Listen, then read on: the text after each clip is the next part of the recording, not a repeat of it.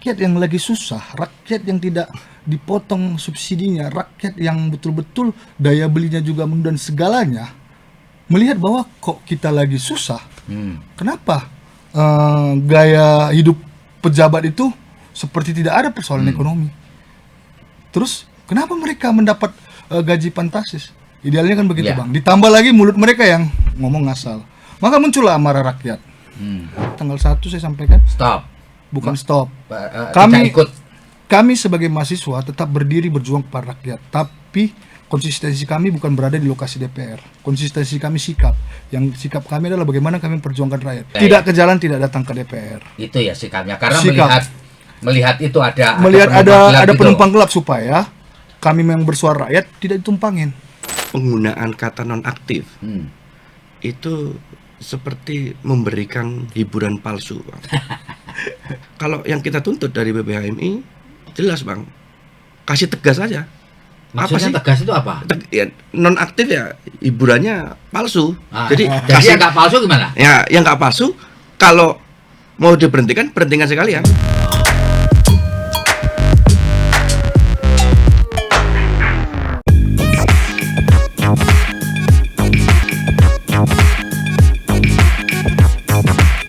Assalamualaikum warahmatullahi wabarakatuh. Salam damai sejahtera buat kita semua. Bertemu lagi dengan saya Feby Mahendra Putra, Direktur Pemberitaan Tribun Network. Tribuners, seperti kita ketahui bersama, pada penghujung Agustus 2025 telah terjadi sebuah aksi kerusuhan setelah berlangsung demo yang semula kondusif yang dimulai pada tanggal 29 Agustus 2025. Dan apa dampak dari kerusuhan itu? Sejumlah properti, fasilitas umum, gedung DPRD, lalu juga sejumlah properti pribadi milik para politisi, bahkan Menteri Keuangan Sri Mulyani ikut menjadi korban. Dan sebagai dampak dari kerusuhan tersebut kemudian dilakukan sebuah upaya untuk melakukan recovery kepada situasi yang sebelumnya terjadi. Dan DPR, pimpinan DPR telah mengundang sejumlah kalangan termasuk organisasi kemahasiswaan untuk berdialog. Dan untuk mengetahui apa sih sebenarnya yang menjadi fenomena akhir-akhir ini, saya telah bersama dengan Ketua Umum PBHMI, Bang Bagas Kurniawan, dan Ketua Umum PP Gerakan Mahasiswa Kristen Indonesia, Bang Prima Surbakti. Saya akan sapa kedua narasumber. Apa kabar, Bang? Baik, Bang. Terima kasih nih, Bang. Baik, Bang. Ya. Walaupun agak sakit-sakit dikit. Nggak apa-apa. Ini risiko perjuangan, betul ya? Ya, Bang. Saya mau ke Bang Bagas Kurniawan dulu, Bang. Sebagai Ketua Umum PBHMI, Anda melihat apa yang terjadi sepanjang 25, 28, 29, 30, 31 Agustus 2025 yang lalu, Bang? Baik, Bang.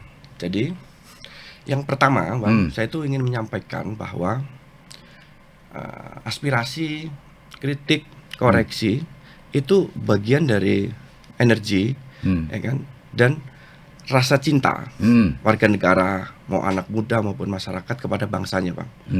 Karena kita sebagai civil society masih peduli tuh, Bang, kepada bangsanya, ya kan.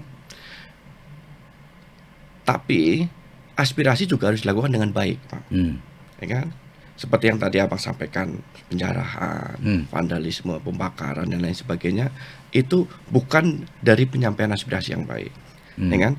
Nah, tanggal 25 sampai 30 ini banyak sekali kita dipertontonkan rentetan peristiwa penyampaian aspirasi di masyarakat, Bang. Saya melihatnya seperti ini, Bang. Memang pasca reformasi kita itu seperti kurang serius untuk membangun dan berkomitmen untuk membangun institusi kita, Bang. Dalam satu negara demokrasi, Bang, satu-satunya fondasi yang bisa membuat negara itu maju dan selamat itu hanya institusi yang inklusif, kira-kira kan gitu, Bang. Institusi yang inklusif, institusi yang maju, institusi yang mendengarkan publik, ya kan? Institusi yang mendistribusikan hak-hak kepada rakyat dan masyarakatnya gitu. Nah, itu yang harus kita bangun. Nah, jadi ketidakseriusan itu, Bang, ini seperti bom yang kapan saja bisa meletus. Oh, jadi semacam bisul lah gitu ya. Semacam bisul, Bang. Ya. Betul, semacam bisul yang kapan saja bisa meletus. Peristiwa yang kemarin itu sebenarnya itu bukan peristiwa yang pertama. Sering juga terjadi peristiwa-peristiwa seperti itu. Ya kan? Nah, makanya momentum ini harus kita jadikan semacam refleksi, Bang, untuk sama-sama pemimpin bangsa dan masyarakat sama-sama berkomitmen untuk ke depan memperbaiki institusi ini, Bang. Institusi publik, baik itu institusi penegakan hukum, institusi demokrasi, ya kan, Bang? Terus institusi ekonomi dan lain sebagainya. Nah, kan trigger-triggernya kan bermula dari sana sebenarnya. Ya. Ya kan? Itu ya yang Ya. Anda melihat. Itu yang saya lihat. Oke, saya ke Bang Prima dulu, Bang. Ada beberapa narasi yang dibangun di masyarakat bahwa demo 25, 28 dan seterusnya itu berbalik dari semula adalah bagaimana demo itu mendesak permaksulan, mendesak kemudian demokratisasi berubah kepada narasi bubarkan DPR. Ya kan? Tanggal 28 tentu narasinya beda lagi karena diinisiasi oleh buruh. Ya kan? Nah, lalu kemudian muncul narasi bahwa ini gerakan ini dimanfaatkan oleh penumpang gelap. Anda percaya nggak ada penumpang gelap? Saya. Jadi begini, Bang, saya mencoba lihat dari sejarah dan dari negara lain bahwa sebuah krisis sosial itu terjadi karena berawal dari adanya krisis ekonomi. Ketika krisis ekonomi terjadi, maka dia akan terjadi keamanan terganggu, ketertiban, dan pada akhirnya menuju pada krisis sosial. Fenomena itu ada. Ketika mulai dari efisiensi pemerintah, program pemerintah tidak berjalan, pemangkasan subsidi terjadi, pemangkasan subsidi terjadi, ketimpangan sangat besar. Itu yang diangkat oleh mereka bahwa rakyat itu sedang dalam susah secara ekonomi. Yang pertama. Yang kedua, jauh sebelum 25, Bang, saya sudah membaca 2-3 minggu. Yang pertama adalah intoleransi bergerak. Cidahu, Depok sampai Padang. Ya, itu memang itu memang seperti sebelum-sebelumnya terjadi, dan ini saya melihat kok mulai ada nih yang mencoba untuk membuat keributan di masyarakat, mengganggu stabilitas. Itu yang pertama, Bang. Setelah beranjak intoleransi redup ketika di Padang puncaknya, apa yang terjadi? Di daerah meledak, Bang. Di Pati. Oke. Ya, soal PBB ya, kenaikan pajak bumi dan bangunan. Di beberapa daerah meledak, di Maluku semua meledak. Nah, ditambah lagi, saya tidak tahu apakah ini bentuk kesengajaan, banyak pejabat yang bicara ngasal. Ditambah lagi di saat ada ketimpangan terjadi, di saat efisiensi terjadi, ada pemangkasan subsidi, gaya hidup dari pejabat luar biasa, dan minta lagi tambah tunjangan fantastis untuk perumahan, ya kan? Nah, setelah itu meledak di beberapa daerah 25, maka mulailah dibentuk sebuah opini bahwa pemerintah dalam hal ini rakyat yang lagi susah, yang saya paham susah karena memang faktor geopolitik dari luar juga mempengaruhi ekonomi kita juga kan, bahwa rakyat yang lagi susah, rakyat yang tidak dipotong subsidinya, rakyat yang betul-betul daya belinya juga menurun dan segalanya, melihat bahwa kok kita lagi susah, kenapa gaya hidup pejabat itu seperti tidak ada persoalan ekonomi, terus kenapa mereka mendapat gaji fantastis? Idealnya kan begitu, Bang. Ditambah lagi mulut mereka yang ngomong ngasal. Maka muncullah amarah rakyat. Saya bilang rakyat marah. Rakyat marah. Nah, ketika rakyat marah tanggal 25 dia sampaikan di DPR. Dia sampaikan. Nah, berlanjut tanggal 28. Tetap disampaikan bahwa kelompok-kelompok mahasiswa, buruh semua menyampaikan bahwa yang menolak gaji fantastis dan sebagainya itu kan. Nah, ini yang dimanfaatkan, Bang. Ya mungkin sebelumnya juga kita melihat bahwa 2 minggu sebelum dari tanggal 25 itu Kejagung isu koruptor banyak yang ditangkap. Bahkan Kejagung juga lagi sedang apa namanya, itu di beberapa berita saya baca, Kejagung juga sedang mengincar mafia besar, ya kan Bang? Nah, setelah itu di tanggal 28 itu bergabunglah semua rakyat yang marah, dinaikkan eskalasinya menjadi krisis keamanan. Maka tanggal 28, 29, 30 itu luar biasa Bang. Saya melihat di jalan dari Senin. Apa yang Anda lihat di jalan? Nah, tanggal 28 itu kan teman-teman mahasiswa buruh semua menyampaikan aspirasinya di DPR. Tanggal 28 itu pula terjadilah represivitas aparat yang menyebabkan kematian dari Afan. Inilah yang berubah, isu yang dari DPR berubah ke Polri. Ya. Represivitas semua dan sebagainya. Ini yang memakin amarah rakyat itu muncak. Nah, disitulah yang terjadi di Kuitang itu kan, melawan Brimob dan sebagainya, disitulah mulai gerakan-gerakan ini, mulai dari Kuitang sampai Matraman itu, mungkin di tempat lain juga semua dihancurkan, Pasilasum dihancurkan, lampu-lampu merah dihancurkan semua, dibom molotov semua terjadi. Jadi ada dua elemen, rakyat yang lagi marah karena yang tadi ada ketimpangan ekonomi, ditambah dengan gaya hidup pejabat, ditambah lagi dengan gerakan penjarahan, merusak fasilitas umum, sehingga inilah yang dibilang rakyat marah. Wah, ini ketakutan Bang, ini udah terjadi krisis keamanan kan. Nah, yang akan berujung pada krisis sosial. Nah, jadi saya melihat itu Bang. Nah, maka pada tanggal 1 itu puncaknya. Supaya tidak terjadi krisis sosial, maka saya pikir juga kita melihat jangan sampai kita turun benar-benar menyampaikan apa yang menjadi isu kerakyatan yang demokratis ini, kita sampaikan. Jangan sampai ditumpangi karena supaya tidak menjadi krisis sosial. Nah, saya melihat di situ. Jadi kita pisahlah pergerakan. Oleh karena itu, kami dari PPGMK juga tanggal 1 saya sampaikan. Stop. Bukan stop. Kami sebagai mahasiswa tetap berdiri berjuang kepada rakyat. Tapi konsistensi kami bukan berada di lokasi DPR. Konsistensi kami sikap. Yang sikap kami adalah bagaimana kami memperjuangkan rakyat. Isunya kami perjuangkan Bang. Di SC dengan video media sosial, tidak datang ke DPR, tidak ke jalan lah istilahnya. Tidak datang ke DPR. Itu ya sikapnya, karena melihat itu ada penumpang gelap supaya kami yang bersuara rakyat tidak ditumpangin. Gitu ya. Kalau Bang Bagas melihatnya, Anda percaya nggak ini ada penumpang gelap, lalu ada kepentingan politik yang ada di dalam kegiatan kerusuhan ini?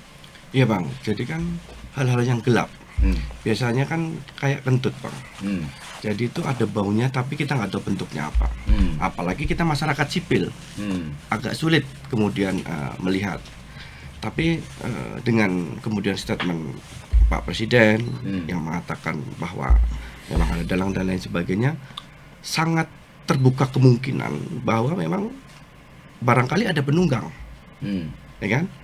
Barangkali ada penunggang dalam aksi demonstrasi ini, Bang. Nah, kalau siapanya, ya kita nggak tahu. Tapi sama Anda yakin nggak bahwa Polri bisa mengungkap ini sampai ke ujungnya? Kan sekarang itu dilakukan upaya Presiden penangkapan dan seterusnya, bahkan termasuk ada para aktivis demokrasi yang ikut ditangkap juga, ya kan? Tapi apakah Anda percaya bahwa Polri dengan segala kewenangan dan aparatnya mampu membuka kepada publik secara terang benderang siapa sih yang dimaksud dengan dalang kerusuhan ini yang menjadi pembonceng? Yakin nggak? Saya yakin kalau negara bersungguh-sungguh Bang, maksudnya bukan cuma satu institusi Bang ya, negara dengan semua instrumennya bersungguh-sungguh dan bekerja sama, apa sih yang nggak bisa Bang? Gitu. Jadi kalau pertanyaannya itu, kalau negara bersungguh-sungguh, ya pasti bisa mengungkap siapa dalang. Kalau menurut Anda apa barriernya? Karena selama ini kita punya kemampuan untuk mengungkap itu, tapi tidak ada kemauan untuk menyampaikan kepada publik, kan narasi yang kita pahami begitu kan. Karena ini bergening politik dan segala macam. Anda masih yakin nggak bahwa pemerintah ini, ya, yang sekarang Prabowo Gibran ini mempunyai political will untuk buka aja? Kita punya kemampuan, saya juga yakin. Aparat kita pengalamannya luar biasa. Tapi apakah Anda yakin bahwa pemerintah ini punya political will untuk itu gitu? Sampai sekarang saya masih memiliki keyakinan Bang ya. Masih memiliki optimisme Bang ya. Cuman kembali lagi Bang, bahwa memang ada satu pekerjaan besar. Satu pekerjaan besar yang hasil dari akumulasi Bang, kalau kita lihat dari sejarah, Bang, Indonesia ini banyak sekali melakukan transformasi politik, ya kan? Mulai dari tahun berapa tuh? 45 kita merdeka, ya kan? Terus jadi negara serikat, terus habis itu tahun 55 ada pemberontakan tahun 65, ganti lagi masuk Orba 98 sampai sekarang. Tapi Bang, transformasi politik itu berbanding terbalik dengan hasil kemakmuran dan kesejahteraan. Seperti yang tadi kawan saya sampaikan, jadi ketimpangan masih besar dan lain sebagainya. Jadi kembali lagi Bang, trigger. Nah, yang tadi Abang sampaikan adalah seperti yang sampaikan di awal tadi, bahwa kalau kita mau bersungguh-sungguh untuk meningkatkan institusi menjadi yang lebih inklusif, institusi yang lebih baik, institusi yang lebih mendengar publik, ya itu jalan satu-satunya untuk kita bisa maju, Bang. Oke.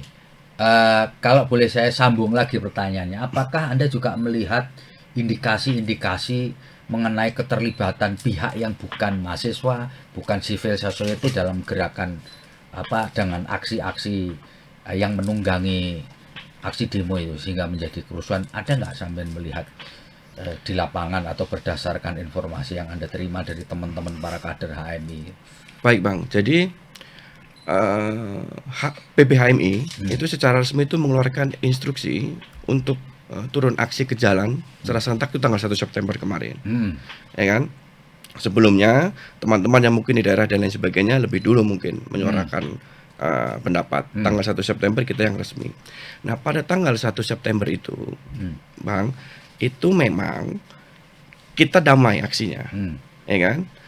Jadi kalau case-nya adalah aksi PBHMI, itu kita tidak melihat. Tapi kalau case-nya mungkin laporan dari teman-teman, misalkan yang dari daerah dan lain sebagainya, barangkali ada tanda-tanda seperti itu. Jadi ada tanda-tanda, ada pihak lain yang mencoba untuk memanfaatkan momentum itu, gitu. Misalnya memprovokasi, gitu. Misalkan memprovokasi dengan aparat atau memprovokasi tiba-tiba ngelempar apa gitu, entah api atau apa dan lain sebagainya, apapun itu, mercon gitu kan. Iya kan, itu memang terlihat ya. Iya. Oke, saya mau tanya kepada Bang Prima, sekarang gilirannya. Ketika tadi hari ini pada tanggal 3 September ya diberi kesempatan untuk berdialog menyampaikan sesuatu kepada pimpinan DPR, menurut Anda forum itu ada gunanya nggak sih? Yang pertama ada Bang ya. Ya, apa itu gunanya Bang? Kami ini kan aktivis. Dalam doktrin-doktrin dan nilai perjuangan kami adalah kami mahasiswa sebagai agen perubahan dan berdiri untuk kepentingan rakyat. Kami menyadari bahwa ruang-ruang kami jalanan. Ketika ruang jalanan itu tidak steril, Ya. kita juga sebagai warga Indonesia yang baik dan taat hukum Bang, dan intelektual, saya pikir momen tadi adalah sebagai ruang dan waktu kami langsung menyampaikan sikap.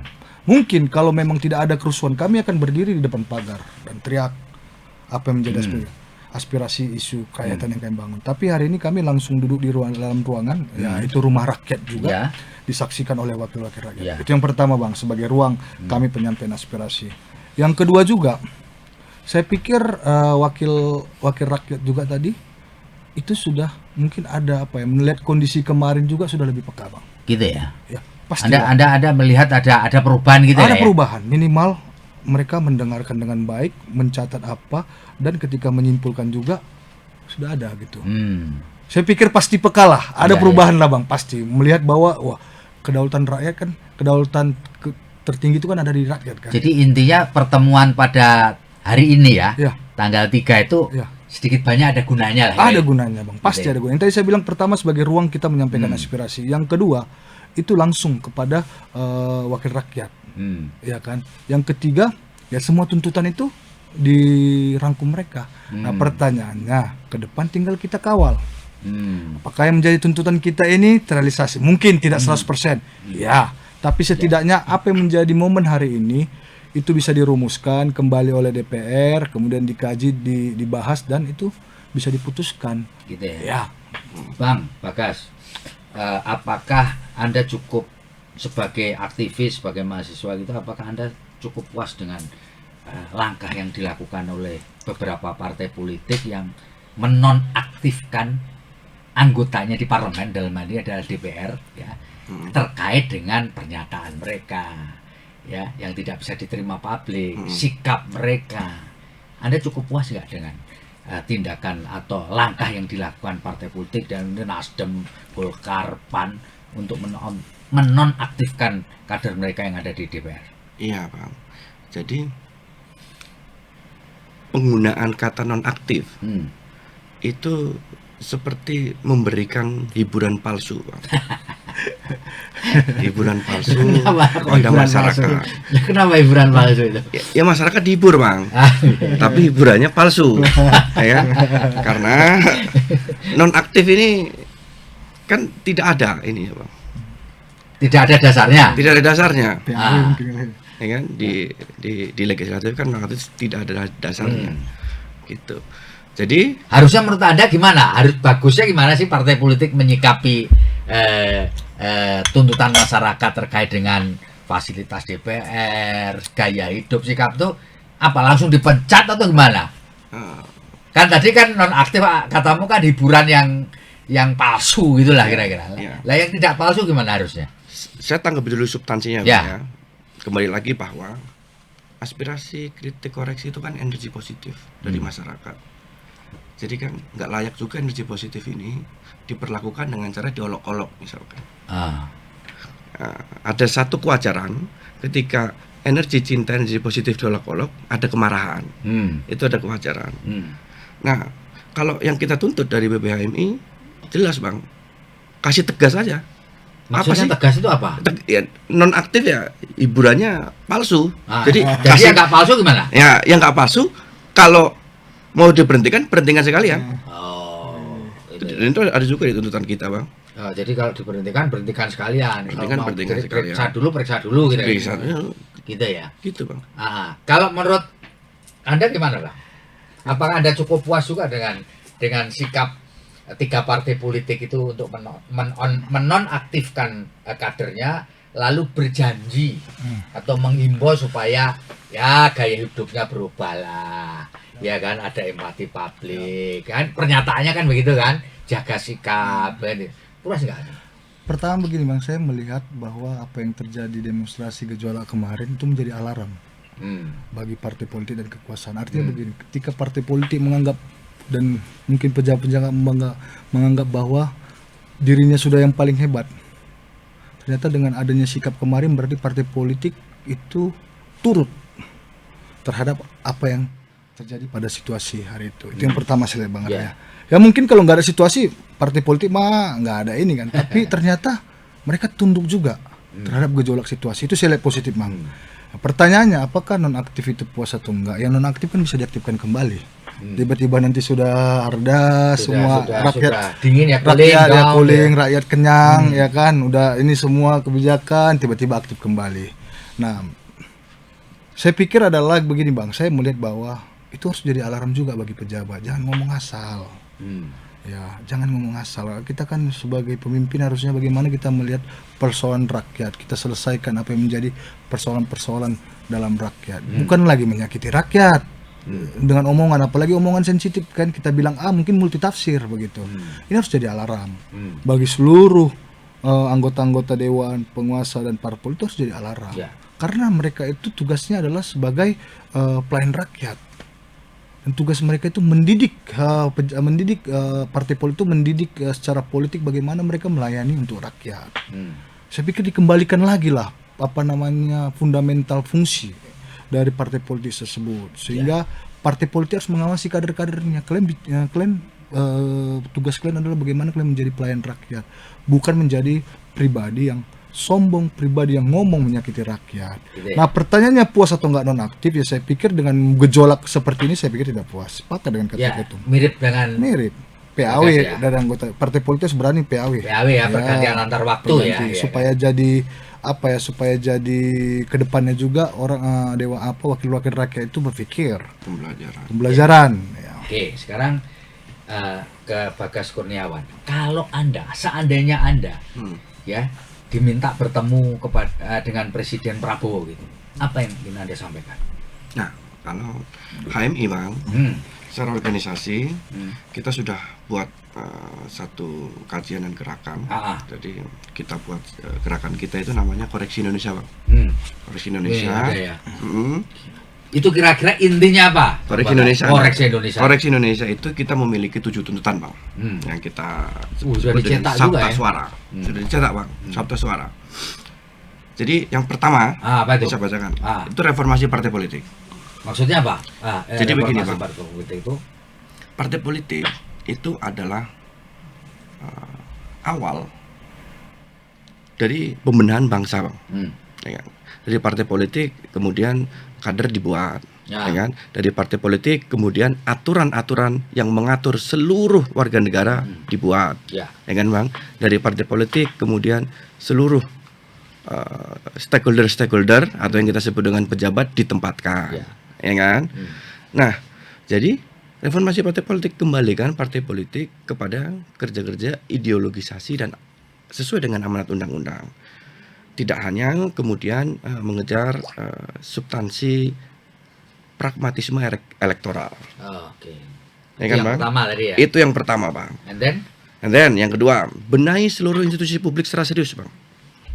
Maksudnya institusi publik itu apa? Institusi publik semuanya, Bang. Menurut Abang nih, Bang. Kalau semisal dari yang tanggal yang ada sekarang nih Bang, yang kemudian rakyat kemudian marah, itu kan menunjukkan bahwa sebenarnya ada semacam distrust masyarakat kepada negara. Nah, distrust itu Bang, mungkin ada pertunjukan atau masyarakat dipertontonkan dengan hal-hal yang menurut mereka itu tidak puas. Contoh misalkan mungkin penegakan hukum yang tidak baik. Contoh mungkin misalkan institusi demokrasi, ya kan? Tapi membuat aturan yang tidak menampung aspirasi publik. Ya kan? Contoh lain misalkan di saat perlambatan ekonomi, ya kan? Teks atau pajak malah dinaikkan, kan itu kan Bang.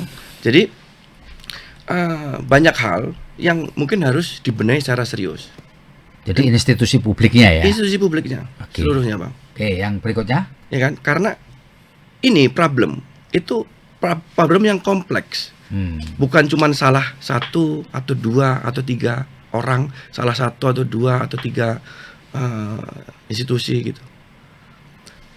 Karena yang tadi saya bilang Bang, ketidakseriusan ini menunjukkan ini akan menjadi bom waktu. Kalau kita tidak serius Bang, di masa yang akan datang, kemungkinan terjadi seperti ini ada atau enggak Bang? Pastilah ya. Pasti ada. Makanya kalau kemudian pemimpin-pemimpin kita kemudian mempertontonkan dan memperlihatkan keseriusan dalam membangun institusi-institusi publik yang inklusif, ya kan, yang mendengar aspirasi publik, yang mendistribusikan hak kepada masyarakat, barangkali ini yang bisa mengurangi ini semua. Nomor 3 itu pecat wakil rakyat yang toksik untuk masyarakat. Oh iya tadi. Oke, selanjutnya. Ya kan? Efisiensikan anggaran untuk pejabat.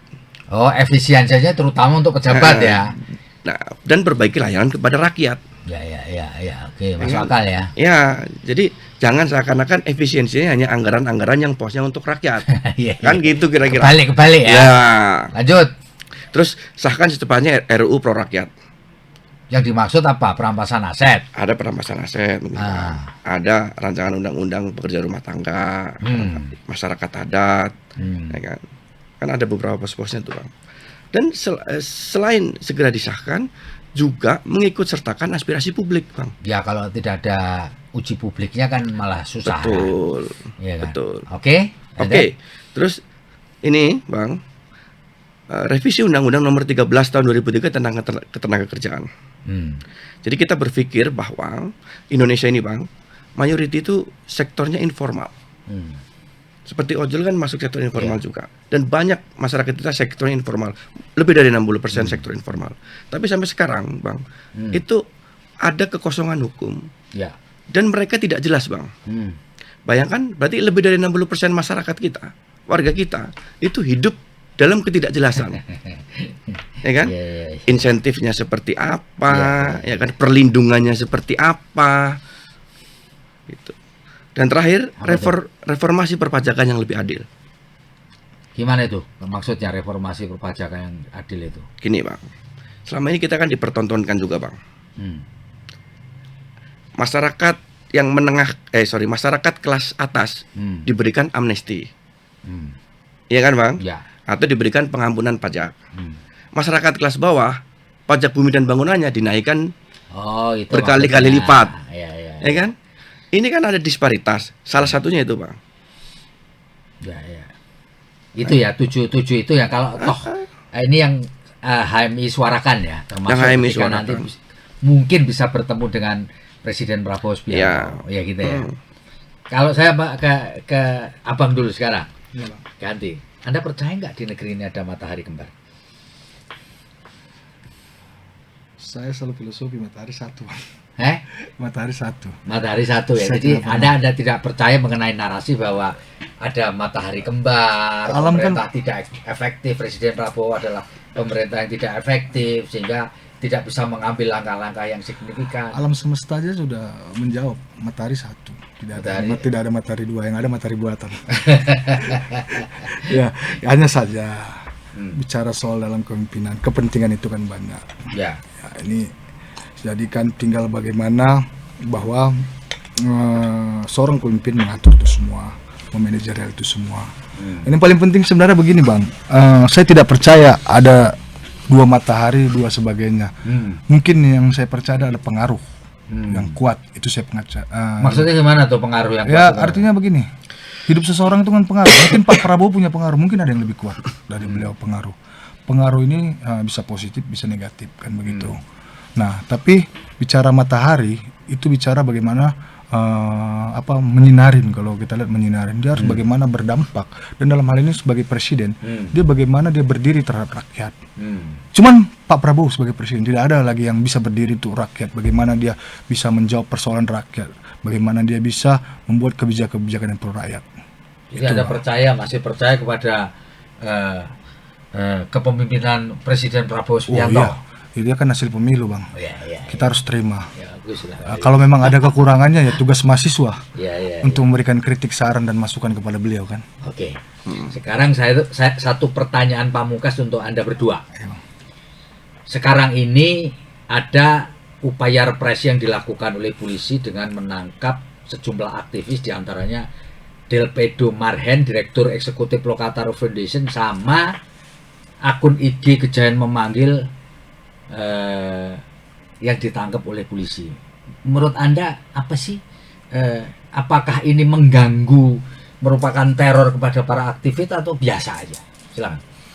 Ya, kalau disebutnya sebagai teror, Bang, ya. Ya enggak sih, Bang. Cuman kemudian dari sisi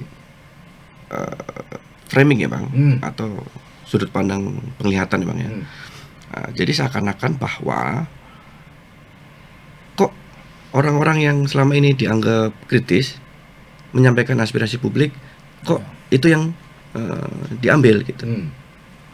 Nah, tapi kan pihak penegak hukum hanya bisa menjawab tuduhan ini semua ketika dia bisa menjawab publik dengan data yang valid. Ya kan? Ketika datanya tidak valid, nah tentu kepercayaan publik akan turun lagi. Gitu sih, Bang. Itu ya. Kalau Anda gimana? Ya sepakat dengan Tunda Bagas juga, Bang. Ini kan PBHMI GMK ini kan punya sejarah dalam segala pergejolakan dalam pemerintahan begitu. Kalau dibilang itu teror bagi kita, ya nilai-nilai perjuangan kita nggak pernah takut begitu. Ketika kita punya kajian bahwa kebijakan itu tidak pro terhadap rakyat, kita kan suarakan. Jadi kalau kemudian harus berurusan dengan polisi itu risiko. Oh, gitu? risiko, Bang. Itu risiko. Risiko sebagai aktivis, dan yang kita suarakan kebenaran. Jadi dihadapin aja gitu. Iya, karena publik nanti menilai, Bang. Ketika apa yang kami sampaikan dan memang representasi terjadi kepada kita, itu publik akan menilai. Nah pertanyaannya, kami tidak pernah diajarin bagaimana merusak fasilitas itu, tidak pernah diajarin dalam nilai-nilai perjuangan kami. Tidak pernah kami bom molotov. Ya nakal-nakal dikit paling apalah ya, goyang-goyang gerbang lah ya kan bang. Nakal-nakal kita dikit paling ada polisi kita adu barang. Saya pikir juga polisi paham begitu. Artinya kami mau didengar, eskalasi harus naik begitu. Kalau kami cuma datang situ begini aja kan, ya sama dengan ngapain. Aku pikir juga sekarang eranya sudah berubah. Ya. Era ekosistem digital juga sekarang sudah main. Artinya sikap-sikap substansi dari sukrayan itu bisa kami suarakan, ekosistem digital itu viral.